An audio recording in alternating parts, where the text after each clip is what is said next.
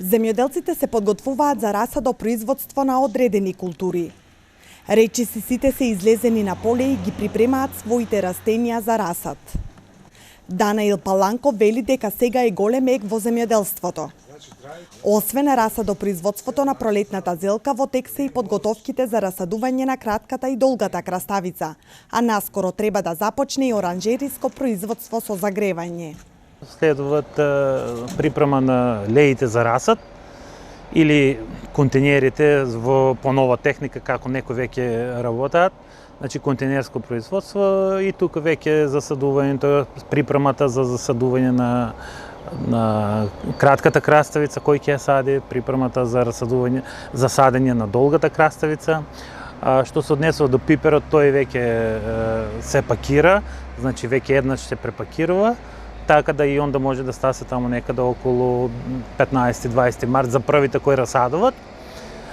Иначе во меѓувреме оранжериското производство со загревање, они се припремаат веќе па за расадување, за некој ден 10 дена 15 ќе почне па расадување на ниво оранжериското производство со загревање.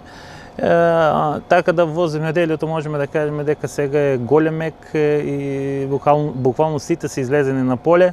Полето преку ног станува бело од пластиката која секој ден се покрива. Расадопроизводството на пролетната зелка не бара многу заштита, бидејќи, како што велат производителите, станува збор за таква култура која издржува повеќе на ладно. Но пиперот и доматот се такви култури кои бараат и поголема заштита, вели Паланков. Расадопроизводството за пролетна зелка е најлесно и не бара многу хемија, значи за заштита, бидејќи тоа е, така да кажем, таква култура која издржува повеќе на ладно и таквите лоши температури не му многу влијаат.